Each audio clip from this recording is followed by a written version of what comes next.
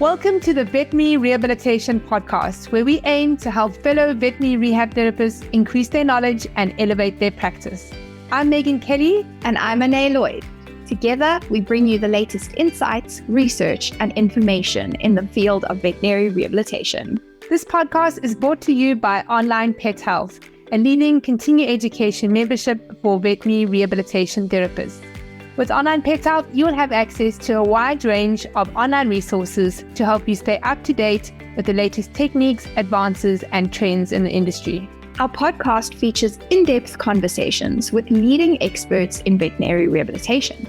They share their own experiences and knowledge to help you improve your practice. Whether you're a seasoned pro or just starting out in the field, our goal is to provide you with the tools and the insights you need to succeed. So join us as we explore the exciting world of veterinary rehabilitation and help you take your practice to the next level. Hey Vet Rehabbers, today we are celebrating our 300th Veterinary Rehabilitation Podcast episode.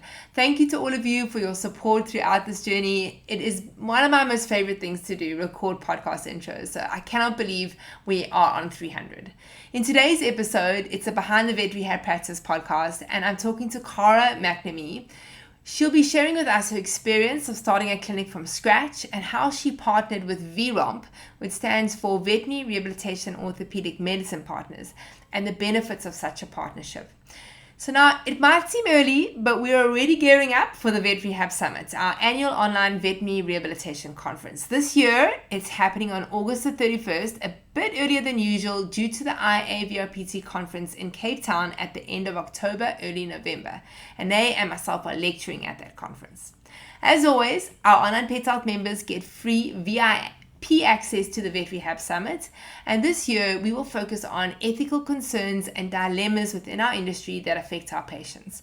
We'll be discussing topics like managing chronic patient pain, end-of-life care decisions, when to refer, ethical considerations of dissection, using the ridden horse pain ethogram to improve welfare in competitive environments, and how to bring change in areas that we are passionate about. Now, early bird tickets will be available from May the 17th. You can visit vetrehabsummit.com to sign up for notifications. There will only be 50 early bird tickets available, guys, so make sure you sign up to get first dibs. A quick shout out to our podcast sponsor, Vet, which is owned by Nada Robinson. Nada first developed her courses at the Colorado State University, where she started the Medical Acupuncture for Veterinarian Certificate program in 1998. And in so doing, she developed a science-based platform for veterinary acupuncture, and this was the first of its kind. Today, Vet offers a comprehensive curriculum in integrative medicine with a rational, evidence-supported foundation. Courses include medical acupuncture, photomedicine, botanical medicine, medical massage, and integrative rehabilitation. And you can discover more at curicor.org. Now, let's dive into my conversation with Cara. Hi, Cara. Thank you so much for joining me. Thank you so much for having me. Cara, for the listeners, why don't you tell them how you got into the field of veterinary rehabilitation? I grew up riding horses, and when I went to vet school, I wanted to be an equine vet and did an equine internship after graduation, which I absolutely loved.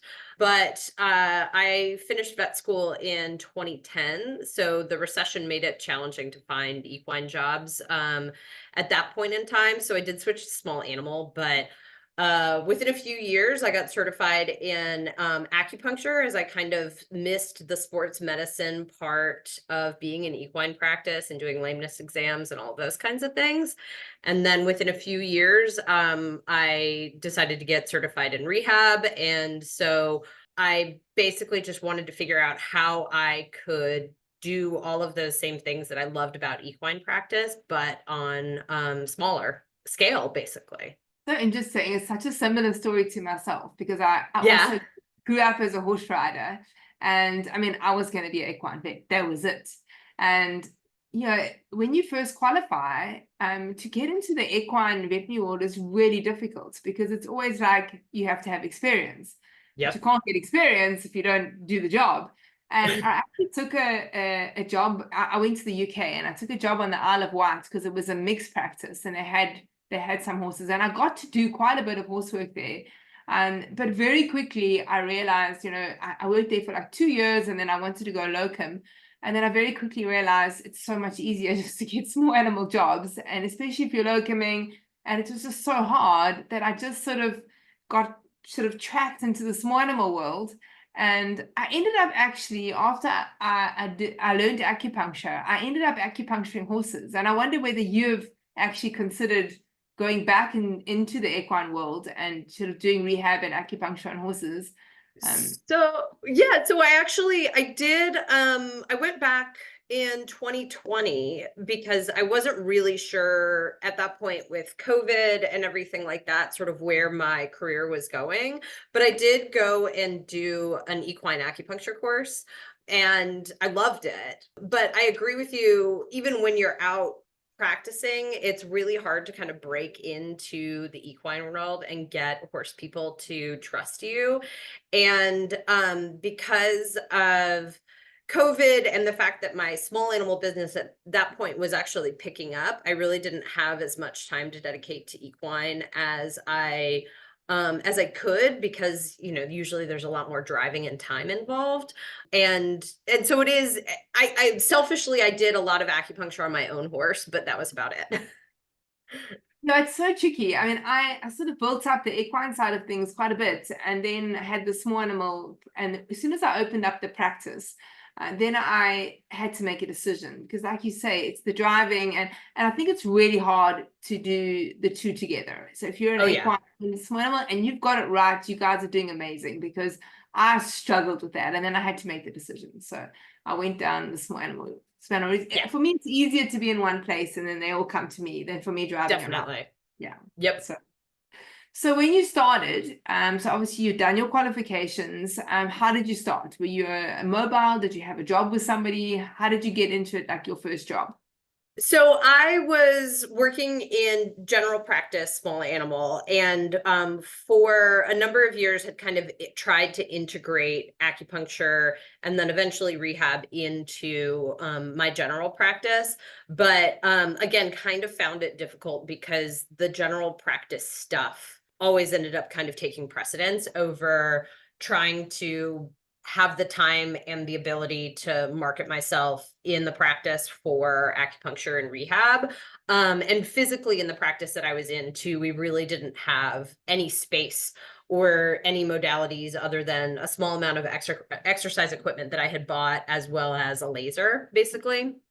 And so in 2020 was when I decided to cut back on my general practice work and go part-time and do some relief as well. And then started doing mobile practice for acupuncture and rehab, which again started kind of very part-time and then gradually built up from there.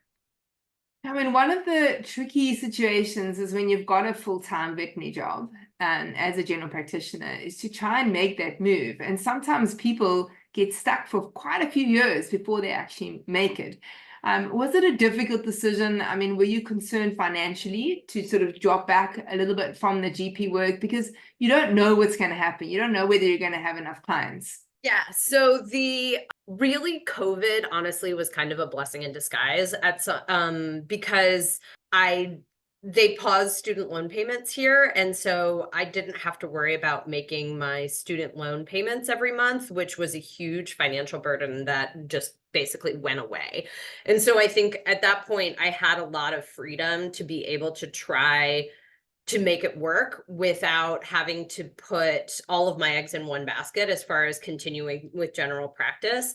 And the relief market here is also pretty crazy. And so there was no shortage of relief jobs available during COVID as well. And so I was able to pick up work on relatively short notice if I had a free day where I didn't have any acupuncture rehab appointments, and make a decent amount of money without having to stress about the fact that I, wasn't working a full-time schedule anymore, basically. So I think I just happened to be really lucky with the fact that kind of COVID hit when it did, as I was trying to make this move, and allowed me to have less sort of financial pressure to succeed right off the bat. Yeah, that must have been great. So those consults that you were doing, was that at the veterinary practice, or were you driving to people's houses?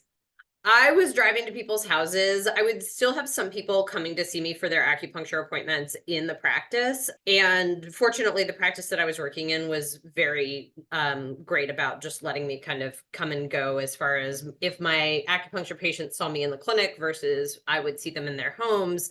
But the vast majority of them I would see in their homes. So the financial setup with the practice, did they just let you consult there and then you took all the funds, or was there a percentage deal that you had with them? I was still under contract, like on salary. So there really wasn't any kind of major shift as far as what my compensation was like there compared to when I was working there full time, other than just the amount of money that I was making. So I don't believe, if I'm looking back correctly, I don't think I had like a higher percentage on my acupuncture services than I did on anything else that I was doing. Yeah, so any clients that you saw there was just part of your salary that you were getting from them. Exactly. Yeah. Okay. And then, so when did you make the move to go 100% into vet rehab? So that was probably early 2022, so almost 2 years ago, which is wild to think about. And so basically that was around the same time that I started talking to VROMP about opening a standalone practice. And so kind of in anticipation of that, I wanted to ramp up as much of my mobile practice as possible. And so I, at that point, quit the part-time job and was doing just a little bit of relief kind of here and there to fill in the gaps, basically. So for the listeners that don't know, can you just tell them what VROMP stands for and Sure. who exactly they are? So VROMP stands for Veterinary Rehabilitation and Orthopedic Medicine Partners. And so it is a group that basically partners with standalone veterinary rehab practices and essentially kind of helps you grow your practice if that's what you want to do, and just create scale and more efficiencies, and also provides a network of other veterinary rehab practices that you can collaborate with. And so my practice, Resurgence, is the first kind of startup practice where we sort of built it from the ground up. But they had previously partnered with 3 other existing rehab practices in the US. And I have gotten to know all of them over the course of the past couple of years, and, you know, am able to ask them questions, and we collaborate back and forth and have rounds on a regular basis and all of those kinds of things. I mean, there are 2 things. I mean, for me, just to start up your own practice, like from the bottom up, is extremely overwhelming. So to have people and a whole network of people that know exactly how to do this to support you must have been absolutely amazing. I mean, I think that's the scary part, is like doing it on your own. And we didn't get all those business skills right when we studied. Right. Yeah, and honestly, that was the main hurdle for me in terms of just doing a standalone practice anyway. You know, the barriers to entry in terms of a mobile practice were relatively small, in terms of just getting the appropriate business licenses and, you know, bank accounts and all of those kinds of things. But then in terms of the real estate and the build out and all of the stuff that goes into building a brick and mortar practice, I don't know that I would have been capable of doing it otherwise, just like mentally in terms of the bandwidth that it required, as well as just like financially and all of those things. You know, that it would have been a huge undertaking by myself. Yeah. So did they help you to get loans? And how does it work? Like what percentage of the business do they own, or how does it actually work when you're a partner?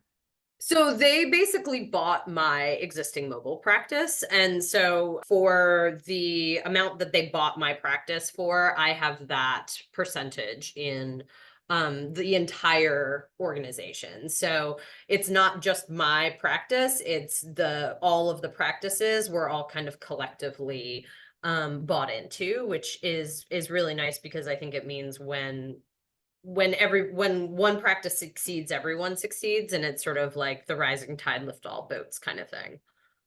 Yeah, and then it makes those other practice owners, more invested in helping you, as a staff. Exactly. Yep. When you're having rounds and you're networking, and for them, they want you to succeed. Yeah. And I think if you have, I think it's great to have groups of people that are helping each other and maybe coaching each other and networking.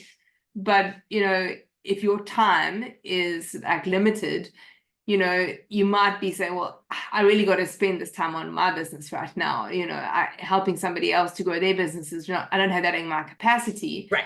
Because the group now is like, I'm helping myself by helping you, so it's Exactly. yeah, I love it. It's very collaborative, and yeah, it's a great concept. Yeah. So tell us about the practice now. Did you have to actually like literally build a brick and mortar? Are you renting a premises? Have you bought a premises? How did you go about actually finding the location? So we are in Decatur, Georgia, which is a small city basically right up against Atlanta. And I actually live in Atlanta proper, so they're literally right next to each other. When we were looking at real estate, we basically were trying to kind of keep a radius around where I live by about 20 minutes or so, which is sort of where we ended up. Atlanta is a pretty sprawling city, and the traffic is epically terrible. And I've had some really bad commutes in my life. So I wanted to make sure that it was something sustainable where I didn't mind making the drive every day. And I actually, when the weather is nice, I actually bike to work, which is fantastic. But basically we're renting a building that's actually an old lighting warehouse. And so the background behind me is a little bit blurry, but it's all brick. And the building is actually an interesting shape. It's kind of triangular because it's along an old railroad bed. And so it looks very warehousey in the sense we've got like the concrete floors and the exposed beams, and it's a very open floor plan. And coincidentally, we are renting the space next to a general practice veterinary hospital.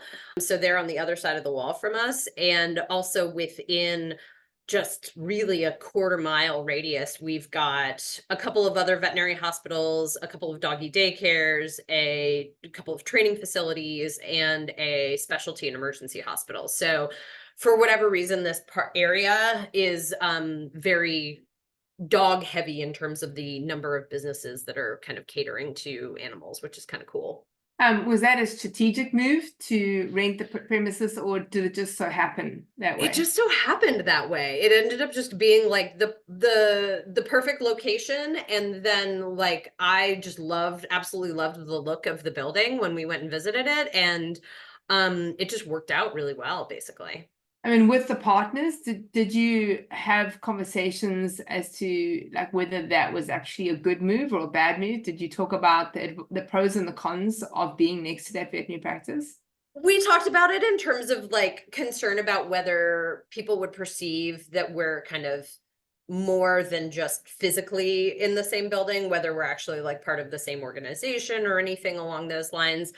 And I think the conclusion that we came to is that they were very proactive about making sure that all of their signage was going to be for their own practice. They were an existing general practice that was moving from a smaller location into a bigger space. And so I think we have been kind of proactive as far as our website and social media and everything to kind of not really reference the other practice. But if somebody calls on the phone and says, I can't find your building, where is it? We say, look for the Avondale sign. We're in the same parking lot kind of thing. And generally people will get it, basically. Yeah. And I mean, your name is different. You're researching Exactly. mobility. So so they've got that. Has it been beneficial? I mean, do you have a good working relationship with them? Are they referring a lot of cases to you? We do. It's nice because we will have patients that will either get a referral and literally just walk down and say, I'd like to make an appointment for my dog. Dr. Stacy basically said that I should come and make an appointment. And so they just walk in, which is fantastic, and I feel like doesn't happen very often in other situations. And they pop by for questions. We get each other's mail all the time, so we have a really good relationship with them. And also with the one of the training facilities around the corner. A number of their trainers bring their dogs here. So it was really important for me to kind of build a community, given that we're all kind of in similar businesses, and be able to, again, just collaborate, because, you know, while some of our services probably overlap slightly, you know, we're not really trying to outcompete anybody else. And I think it just makes sense that everybody will benefit if we all work together. Yeah, I love it. So obviously being part of VROMP, did that give you quite a lot of benefits to purchasing equipment? Because, you know, as a startup, it's always like, what do I get first? And then you're like, save up and buy something, and save up and buy something. I mean, are you all kitted out, or are you in the same situation where you have to sort of build up a little bit of cash flow before you can make any big purchases? We were really lucky in the sense that, again, one of the practices around the corner from us happened to have an underwater treadmill that was just sitting in their warehouse space, which again is like one of those things where it just doesn't happen. And so we were able to purchase the underwater treadmill used at a pretty deep discount and just roll it down the street, basically, which was fantastic. So that, I think, saved us a ton of money from the get-go. I had a couple of existing small multi-radiance lasers that I had been using in my mobile practice. So we were able to get started with that, and then kind of pulled the group for sort of what's our best bet as far as like a little bit of a more powerful laser. And everyone was really happy with their spectras. So that's what we went with for our class 3 laser. And then I pushed pretty hard at the beginning to get a shockwave, because I had worked in practices where we had a shockwave available, but nobody ever really used it. And so I wanted to make sure that if we had it right off the bat, that we recognized that it was a really good tool right off the bat. And so it was more integrated into our treatment plans right from the get-go, as opposed to like, this is the treatment of last resort when laser and everything else doesn't really work. That's cool. So, I mean, that it seems like the stars just aligned for you, like the perfect location. Yeah. Like, who has an underwater treadmill? Just like, I know, it was wild.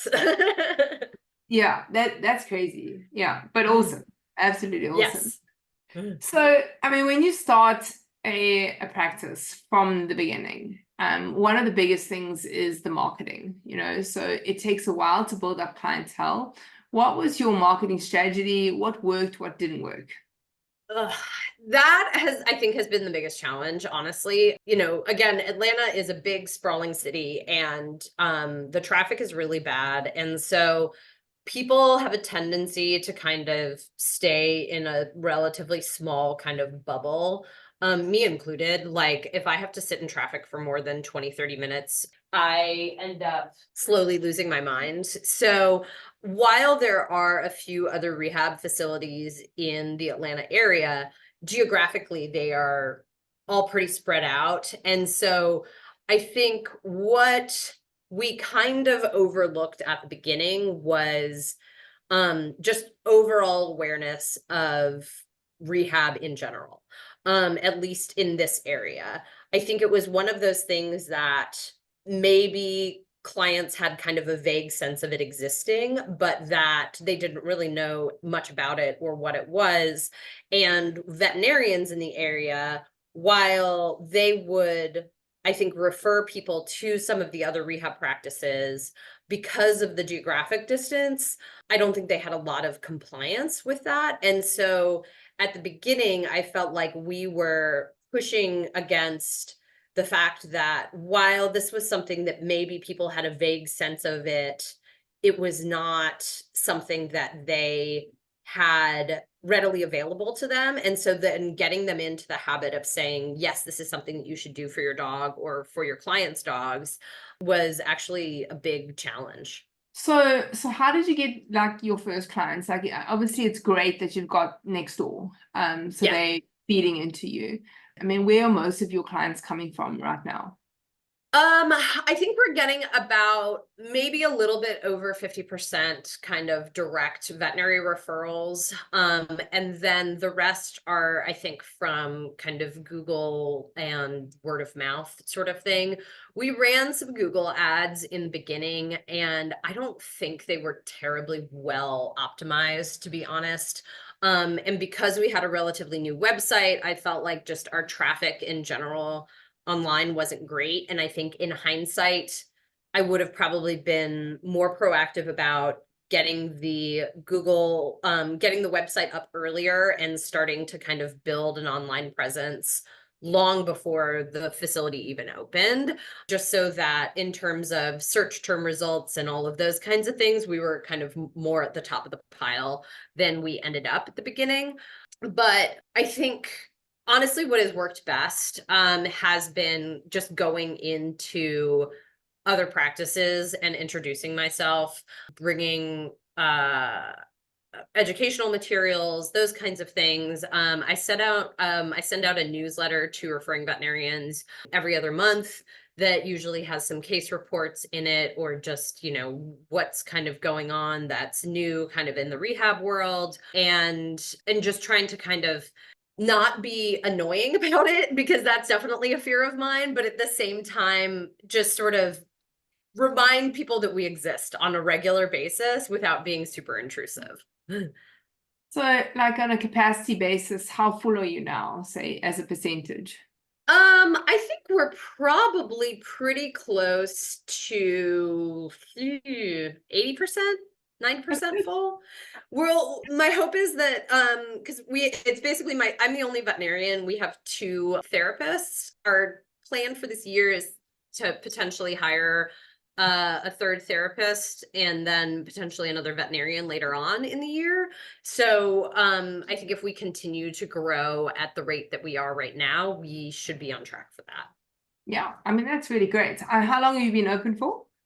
We opened basically the week between Christmas and New Year's of 2022. So right before 2023. So just over a year. Well done. That's really good. Yeah. Yeah. Yeah. I feel like we've had some kind of like ebbs and flows and stuff like that, but we're definitely like, I think, getting into the groove now, finally. Yeah, what you'll find is there's certain months that it's always quieter. Yeah. Often depending on like school holidays. Yeah. I find as soon as the school holidays are, just sort of used to dip down. So, after having my practice for years, I just knew what was coming, and April is always a quiet month here in South Africa. I don't know why. I think there are lots of holidays in April, Easter, and yeah. We have spring. Yeah, we have spring break here in April, and our April last year was really slow compared to the previous months. So I think we'll be a little bit better prepared for it this year, hopefully. So if you had to look back, what would you have changed? So is there anything that like really didn't work and you're like, geez, if I could go back and do that, I would have done that differently? I think, again, the marketing stuff, I would have been more aggressive about it from the beginning. Because I felt at the beginning, those first few months, we were really kind of chasing cases and clients and trying to get business to come in. And before the practice was open, we were doing a lot of stuff on the back end in terms of hiring and getting our software set up and all of those kinds of things, and just building the kind of internal structure of the practice, and didn't really focus as much on marketing, because I think we had made assumptions that people would have some underlying awareness of rehab, and I just don't think that was the case. Are you leveraging social media at the moment? We are. I feel like social media is really hard though right now. Like we don't really use Facebook all that much, and so most of our social media stuff is happening on Instagram, but I feel like they are constantly changing the algorithms in terms of how stuff ends up in people's feeds and everything, and it's really hard to keep on top of that. And so it's one of those things where I feel like we have to do it in order to kind of maintain a presence and create that kind of engagement. But it's also, I don't want to spend so much time on it that the input doesn't match what we get out of it, basically. Yeah, I mean, you definitely have to look at your return on investment of that time. Yeah. Instagram's a great one to be on. So, I spend a lot of time on social media and I study a lot and do courses. And if I had to suggest to someone right now, where would you be? It's Instagram. The algorithm is changing, but actually in our favor. Oh, And Reels is actually the way to go. So, like, oh, I used to push back, in online pet health. I was like, no, we're not going to do the reels. And my team also were like, we don't want to do the reels. yeah. And literally when we started doing reels, like our reach like doubled. Like, so Wow. Instagram actually favors reels. And, we have, like, as veterinary rehabilitation therapists, we've got such cool stories that we can Oh, tell. yeah. And it's just collating it and putting it together. So generally, like, ideally what you want is like a younger therapist or a younger techie type person who loves to do all that editing, that can just take all the footage and put it into a Dropbox folder or whatever, and then they access it and build it out into like a beautiful little story, with some music in the background. But I mean, here's an example. So, like, I have a page, and this is actually separate to Online Pet Health. It's a page where I help people who are wanting to have online businesses. So Hmm. people specifically in the veterinary profession. And I've got about 3,000 followers on that Instagram page. I had a reel that reached 1.2 million people That's without paying wild. anything. So there's a lot of potential on Instagram. You just got to know what to do on there. Yeah. But have a look at the reels. But reach Yeah. out. I'm happy to give you some more tips and advice on that. Yeah, no, that is super interesting. I think we created a little like shared photo album that all of us have access to so that we can put photos from and videos from our sessions and everything in there. And so that's usually kind of our bank of where we can extract our stuff for social media. But I will definitely do the Reels thing. That's a very good tip. So just to finish off, if you had to give somebody who is just starting, let's say they've got a mobile practice, and they are wanting to scale, wanting to grow their vet rehab practice, if you could give them one piece of advice, what would it be? I think it would basically be, don't be afraid to start out kind of small. You don't necessarily have to go big right from the get-go. And I feel like if you create the systems of how you want to make your practice run, when you're small, then it's much easier to scale it from there, as opposed to creating this big thing right off the bat that's difficult to kind of control, and then not having the business to support it, basically. Love it. Sometimes also I think we want to grow, like it's like grow so quickly, and we don't actually get to enjoy the journey when you're doing Yeah, that. You're just so focused on yeah, growth and the scaling and all of that. And I must say there was actually one point in my business where I was just growing and growing and growing, and then I actually missed the previous part of, like, I actually wanted to go back to when it was right, smaller, back to when I had less people to manage, and all of that. And I think everyone gets to that stage in their business, and then you eventually got to get a manager to help you, because you're trying to do everything. And then it was great again. So yeah, yeah, I think that's great advice, and that there's so many different, ways that you're going to go through this, so many different options. But yeah, just take it slowly. And I think also what I'd like to add in, which you actually had, is like mentors and people to yeah, support you and help you. Like, just don't underestimate, and it doesn't have to be, a company like VROMP. right. It can just be mentors. It can just be other people that are succeeding in the field. Online Pets Health, we have a mentorship program. You can find business mentors, clinical mentors. So if you guys are thinking about that, you're needing some business advice, please just reach out to us and we can direct you. But yeah, find people that can support you and help you. You're not on your own. No, definitely not. And I think even, like I basically lived on your small animal vet rehabber Facebook page. There's a bunch of mobile and startup practice groups out there. And in my experience, everyone out there is really looking to support people that are starting up and building their own veterinary businesses. And so even if it's not necessarily specific to veterinary rehab, I think there's a lot of really good tips out there. And I just joined all the Facebook groups in order to get as much help as possible. Yeah, I think our vet rehab community is super supportive. Like, we all just want to help each other, and it's for the better good of all this animals. Exactly. Cara, thank you so much for your time. It's been lovely chatting to you, and yeah, good luck with everything. Yeah. And we'll definitely have to get you on in a year or two just to see how things have progressed. That would be great. Awesome, Cara. Have a great day. Bye-bye. You too. If you enjoyed this podcast, please hit the subscribe button so you get notified every time I load a new podcast. I'm here every week talking to vet rehab therapists from all over the world about all things vet rehab. A big thanks to our sponsor, Curacor. Their sponsorship allows us to be able to give this podcast to you for free. So please go and check them out at curacor.org. Don't forget to bookmark the next Vet Rehab Summit. It's on Saturday, the 31st of August, 2024. Come and be a part of the world's largest online veterinary rehabilitation conference created specifically for you, the vet rehab community. Onlinepethealth members get VIP complimentary access to the Vet Rehab Summit. For more information about continuing education for vet rehabbers, you can go to onlinepethealth.com.